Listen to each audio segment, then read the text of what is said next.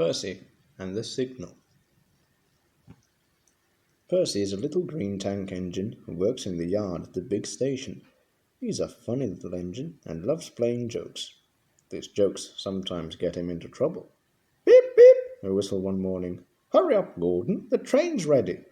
Gordon thought he was late and came puffing out. Ha ha, laughed Percy and showed him a train of dirty coal trucks. Gordon didn't go back to the shed.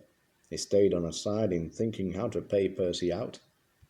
Stay in the shed today, squeaked Percy to James. The Fat Controller will come and see you. James was a conceited engine. Ah, he thought, the Fat Controller knows I'm a fine engine, ready for anything. He wants me to pull a special train. So James stayed where he was, and nothing his driver and fireman could do would make him move. But the Fat Controller never came, and the other engines grumbled dreadfully. They had to do James's work as well as their own. At last an inspector came. Show a wheel, James, he said crossly. You can't stay here all day. The Fat Controller told me to stay here, answered James sulkily. He sent a message this morning. He did not, retorted the inspector. How could he? He's away for a week. Oh, said James. Oh, and he came quickly out of the shed. Where's Percy? Percy had wisely disappeared. When the Fat Controller came back, he did see James and Percy too. Both engines wished they hadn't. James and Gordon wanted to pay Percy out, but Percy kept out of their way. One morning, however, he was so excited that he forgot to be careful. I say, you engines, he bubbled. I'm to take some trucks to Thomas's Junction. The Fat Controller chose me specially. He must know I'm a really useful engine. More likely he wants you out of the way, grunted James. But Gordon gave James a wink, like this. Ah, yes, said James. Just so. You were saying, Gordon?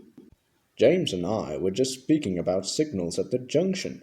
We can't be too careful about signals. But then I didn't say that to a really useful engine like you, Percy. Percy felt flattered. Of course not, he said.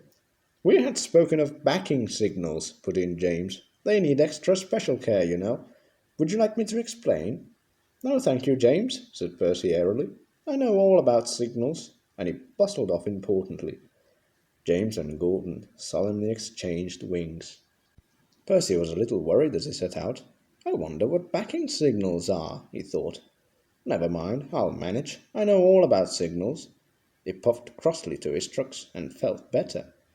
He saw a signal just outside the station. Bother, he said. It's at danger. Oh, oh, oh! Screamed the trucks as they bumped into each other. Presently the signal moved to show line clear.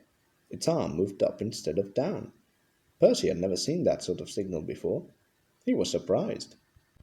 Down means go, he thought, and up means stop. So upper still must mean go back. I know! It's one of those backing signals. How clever of me to find that out. Come on, Percy, said his driver. Off we go.